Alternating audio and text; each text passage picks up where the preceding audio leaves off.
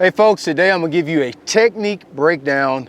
We're gonna talk a little bit about miniature or finesse swim baits. Finesse swim baits are a great way to catch fish this time of the year, really any time of the year, because if you think about it, fish are almost feeding on about that size bait fish. I don't care if you're up north, South Carolina, Texas, usually when they're spitting up a bait fish is somewhere in that 2 to 4 inch range size. So guess what I got? I got some swim baits that are 2.5 to 4 inches long.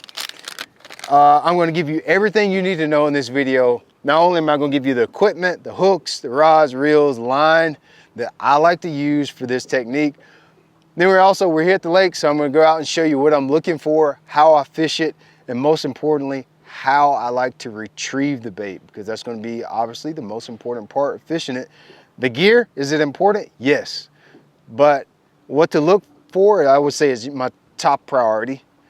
Secondly is how to bring the bait back to the boat is probably gonna be my third priority. So it's gonna be a very lengthy video. Just hang in there, show some patience. It's called school, right? You didn't have any classes in school that were 5 minutes long, so it may take you a little bit to get through this video. Let's start from the very beginning. What kind of sticker we're gonna use. I like to use a spinning rod for this. You can use a bait caster. I don't think it's a good idea to use a bait caster for this, but you can do that. I have in some situations just for a change up. The reason that I think a spinning gear is better for this, there's a couple reasons. Number one, we are going to be throwing small baits, so they're light. And you can throw them on a bait caster, you can downsize your line and be able to throw them on a bait caster, but you're just going to be frustrated. You're going to work yourself to death with them. You can see this is one of them, and I got one that's smaller than this that we're going to use. So the fact that the baits are light, they're going to just cast better on spinning gear. Second reason is you do need to use lighter line. By lighter line, I don't mean like 6-pound test, but 10, 12-pound test line is what you need to use for this, max.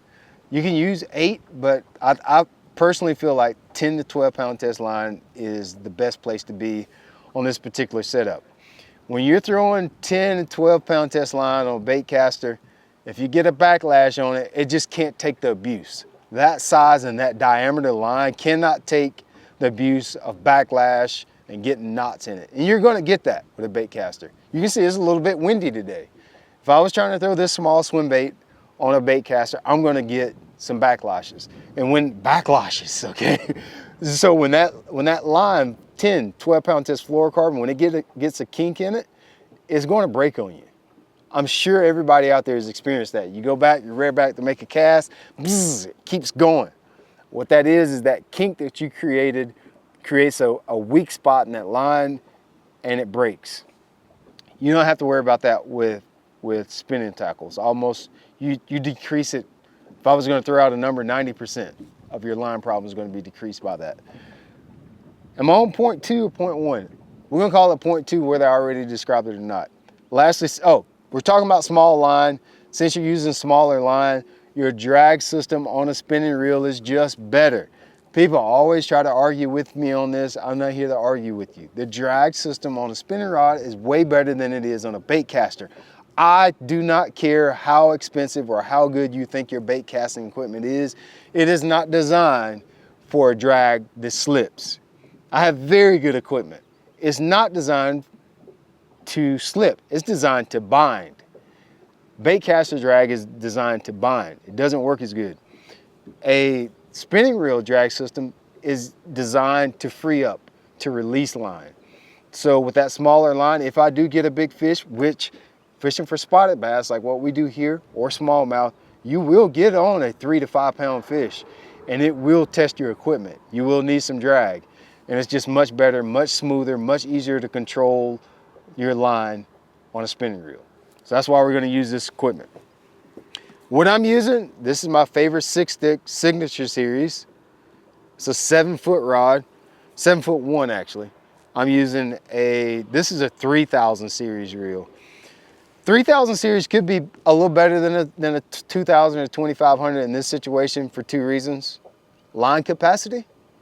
A bigger reel holds more line, Also, a bigger reel has a bigger spool, so your line is not spooled in such a tight coil. The bigger the reel, the bigger coil your line is stored on the reel, which makes line management a little bit easier. So in this situation, the 3000 could be better. You don't have to go out and buy a new reel for this. So I'm gonna save some of you guys out there some trouble with your wives. You don't have to go and buy a new reel for this. I'm just saying, if you have a 3000 series reel, it might be a little bit better. My line, I use both setups for this. I'm gonna give you two setups that you can use. Today I'm gonna use a braid to fluorocarbon setup. You don't have to use a braid to fluorocarbon setup. You can use a straight fluorocarbon. I actually prefer the straight fluorocarbon a little bit for a couple reasons. I like the sponginess that it has for this. The way when you're fishing this, especially in the fall time, a lot of these fish are schooling. They're gonna bump the bait and not get it. There's situations where I feel like desensitizing your setup is good. And this is one of them. By desensitizing, I mean, I can't feel everything. He's gotta get it before I feel it. He's gotta really ram into it before I feel it. This is one of those techniques where I feel that's good. If it's a calm day, I'll use straight fluorocarbon. It has nothing to do, listen to me on this, because I create a lot of confusion with this. It has nothing to do with the bass seeing my line. I do not care about the bass seeing my line. Zero interest, zero concern about it. Not worried about it. So the reason I'm using a fluorocarbon leader has nothing to do with fish that line visibility. Non-factor. My line in my mind is a tool to help me present my bait. Sometimes the fluorocarbon just helps me present it a little bit better. The sponginess, I like that a little bit.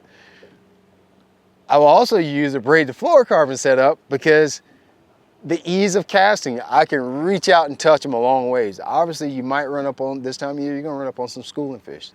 Lake is turning over, they're gonna be feeding on a lot of shad, 3-inch, 2-inch, 3-inch shad. And so I can reach out and touch them.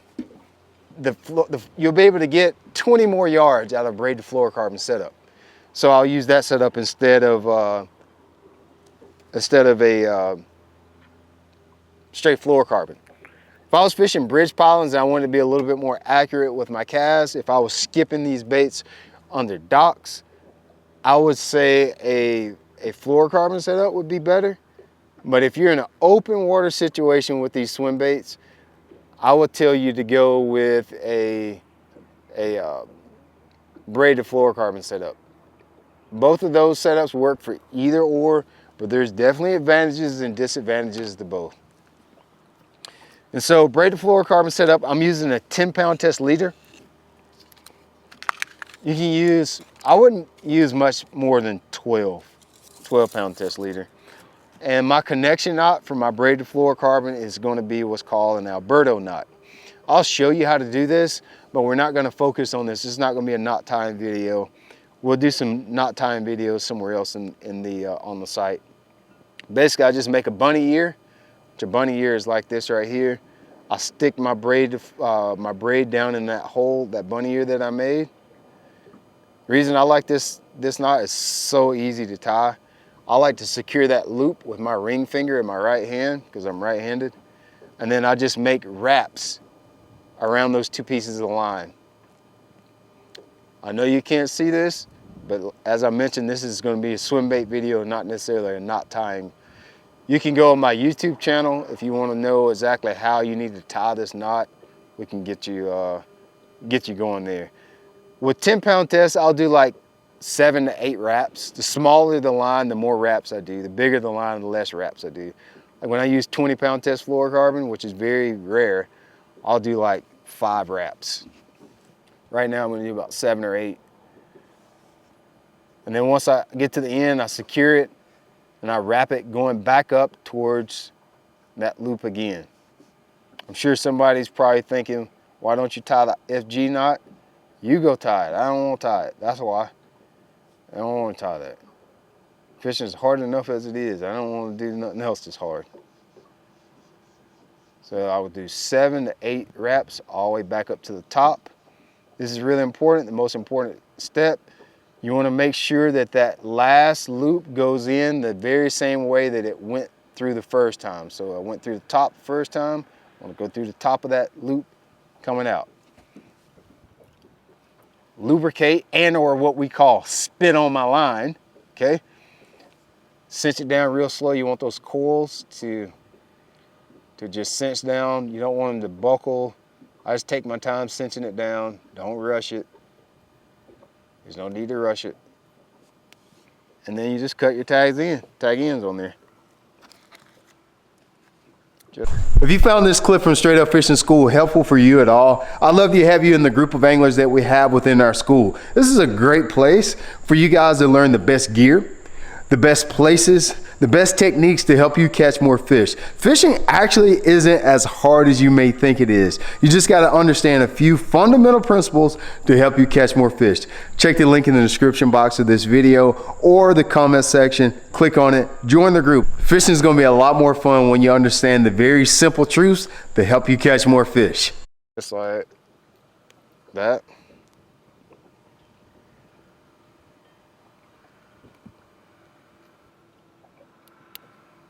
Okay, so now we got our knot. Alberto knot, 15-pound test braid, 10-pound test leader. This is the way I measure my leader right here. Very highly contested topic, very simple way to do it.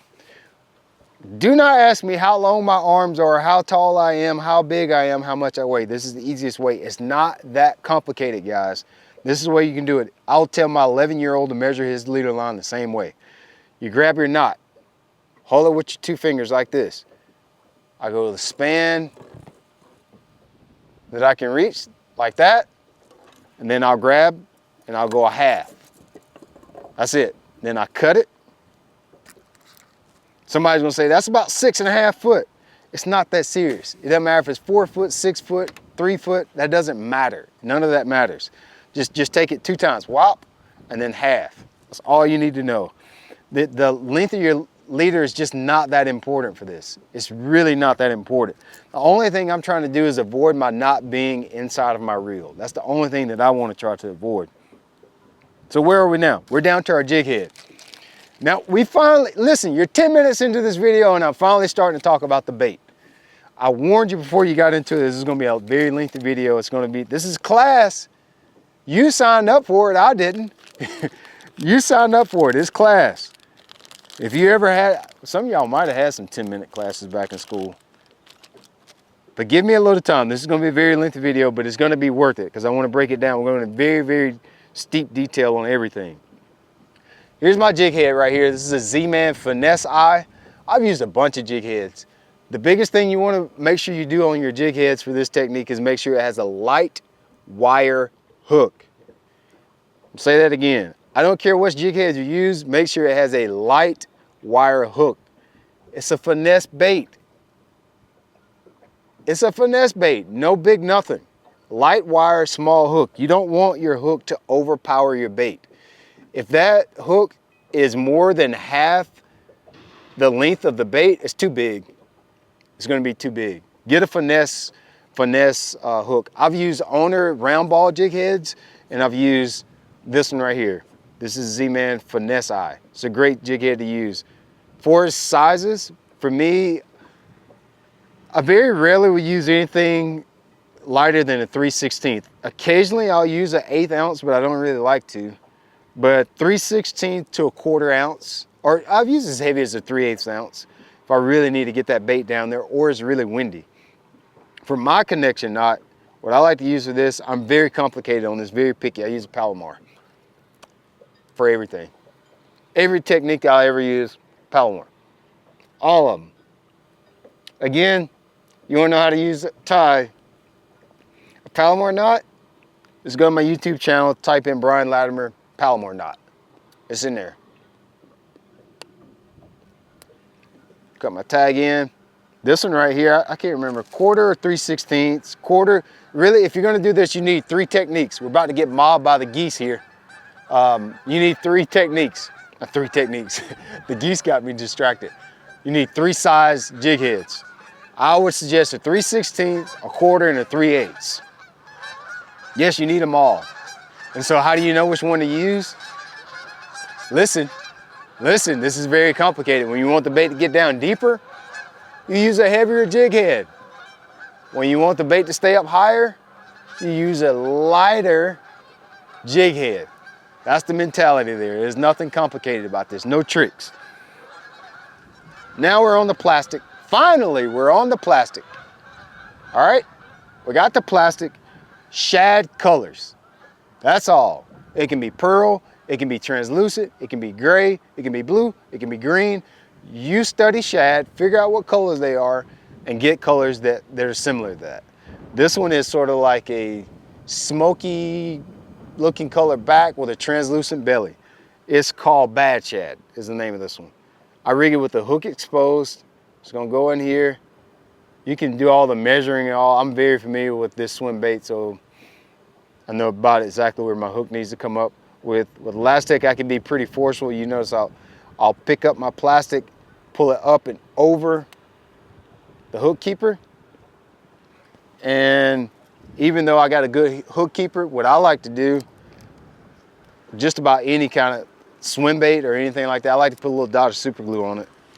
Of course, if you guys used super glue before, you can see mine is already, it has fatalitated. Is that a word, fatalitated? I'll get some super glue and put that on the bait as well, because super glue just helps keep it where it is. Like I mentioned, you're gonna have fish that are gonna bite your bait. You're gonna set the hook, they're gonna miss it, and you want that bait to stay on your hook. So I'll just put a little dot of super glue. Just a little bit helps. Just a little touch. And just hold it. Just hold it about 5 seconds right against the head, and you're good. You know, some days, there's been days out here when I know the Finesse swim bait bite is really good that I mentioned the size jig heads that I use. I'll have like all 3 of them rigged up. Because especially if you're using your electronics, when you start fishing, you'll start to notice where the fish are hanging out. There are gonna be days like today, it's a little overcast and windy. You're gonna see a lot of school activity. They're gonna be up top, high. But if I look at my graph and I'm noticing these fish are 10, 12, 15 foot down, then I might use a 3/8 ounce, something to get down a little deeper. And then, you know, 3/16 or something like that, or a quarter, if a little heavier, if I just need to reach out and touch the fish. I think we covered it. I gave you all the gear that you need.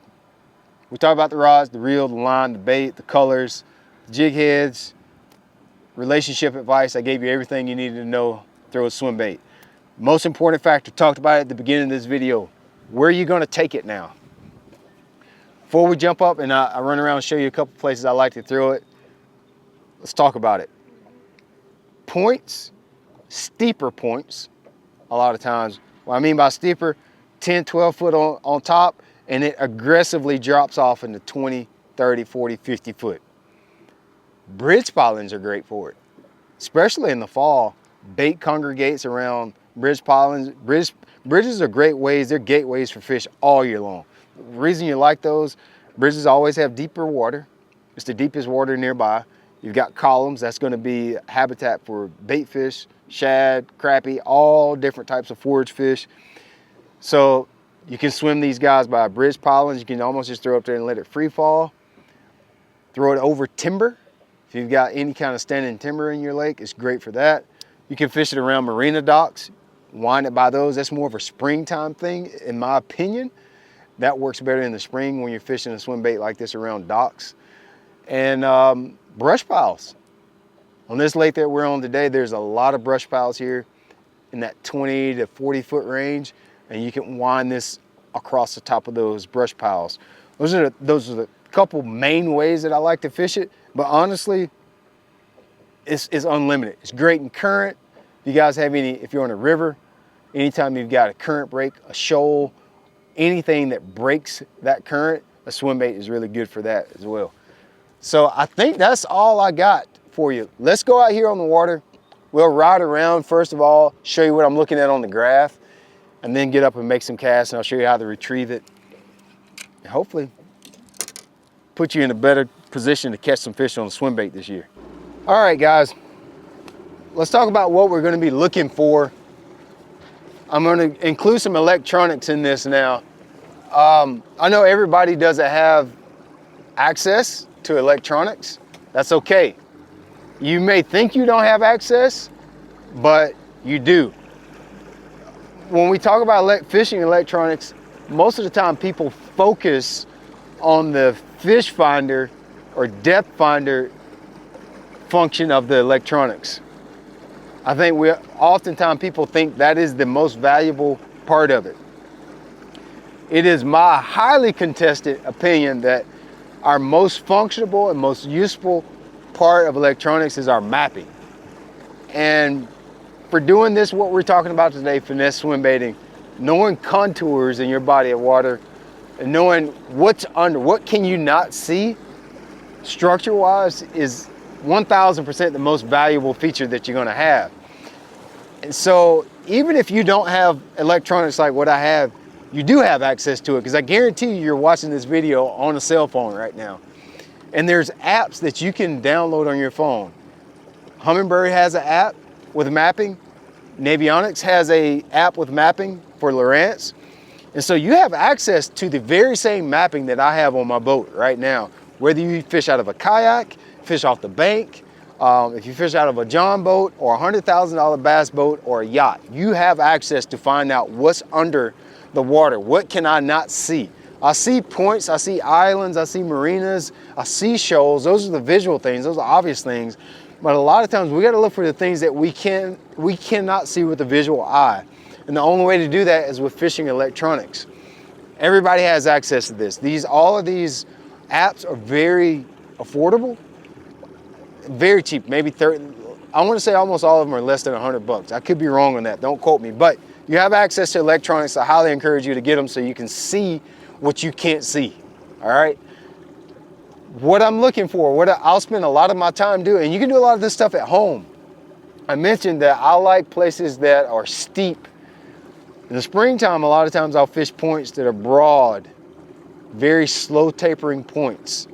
It'll be sandy points, something that the depth is the same over a very long period of time. Now, when we move into the hotter months of the year, and in particular in the fall, I'm gonna be looking for points. I'm gonna be looking for places where it's very aggressive contours, very sharp. Think about if you were walking around on the mountains and it's something that you would kind of have to take your time walking down that hill or that cliff or that shelf. That's what I'm looking for. Close access to deep water. So I'll use my electronics anywhere those contour lines are very close.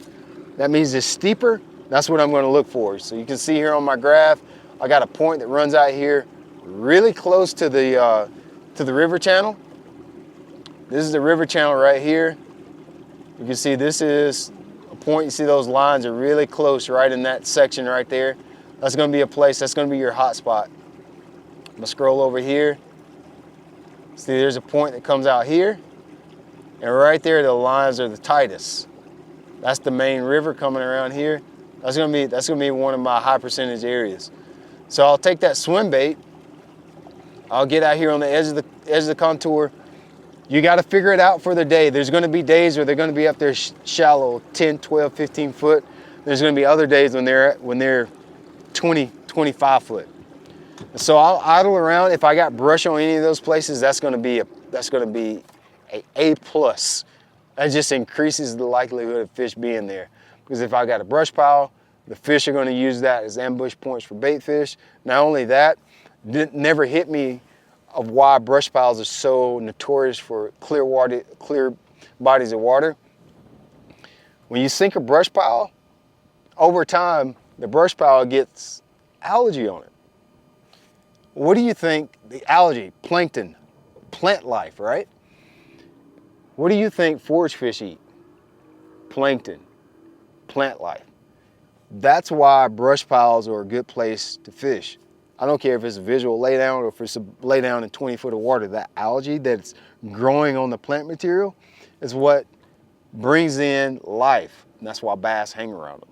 So just a little nugget in there to help you understand how all this is working and linking together. All right, so you see what I'm looking for there? I'll look for bridges as well. Bridges are a great place. I think everybody knows what a bridge looks like. We'll make a few casts on a bridge today so you can see how I like to fish around those too. But the points, humps, and islands are gonna be the biggest spot. I'll find we'll look for a place where there's a hump or island too. Anytime any kind of structure, whether it's a hump, island, or point, I always want to do the deepest side this time of the year in the warmer months of the year, deeper side, steepest side. So when I'm zooming out of my electronics, even if you're using your phone to do the same thing, this is a good example right here. We got an island here, okay? There's an island. You see it makes a point.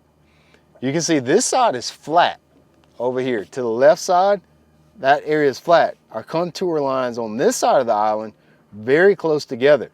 This is going to be the steeper side. You can see we have a creek channel that's coming in here, swinging by it. So I'm going to spend most of my time towards the very far part where the contour lines are really close together. That's the steepest part and farthest part, closest to deep water. You know, you could fish right around here in this section, but I really like this part. It's really closer to the main. It's the steepest, farthest extending part of this island and or point. That's where I would spend my time. Not a bunch of time. I'd probably spend 15, 20 minutes max. Make a few casts of that swim bait, see if I see any activity, and then move on to the next spot. Okay, let's take our efforts. We got a little point here. This is a little island. Let's take our efforts out here and show you exactly how I'm going to retrieve what the cast look like with the swim bait. Anybody can do this. I don't care if you're even you bank guys. You can do the same thing. You can find access to steeper places that you can fish this time of year. Bank fishermen, kayakers, all the same. Fishing is fishing, guys. I get a lot of the times people request videos. Hey, you got any videos for kayak fishermen? You got any videos for bank fishermen? It's all the same principles. How you get there, the boat is just a vessel to get you to where you're going. So this point, you notice I'm not going to be actually casting on the point.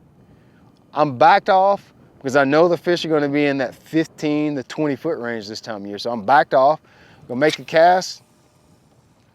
Like I said, I like to braid the fluorocarbon because if they happen to come up schooling out here, I've got plenty power to reach out and touch a fish. Slow retrieve with the swim bait. I don't really do a super fast retrieve. I want to keep that bait somewhere in that 5 to 10 foot. And just doing that with a slow retrieve, if I reel it really fast, the bait's going to have a tendency to want to rise on the retrieve. It's going to rise anyway, but that rise is going to be much faster the faster I reel it. So it's just a steady retrieve about like that.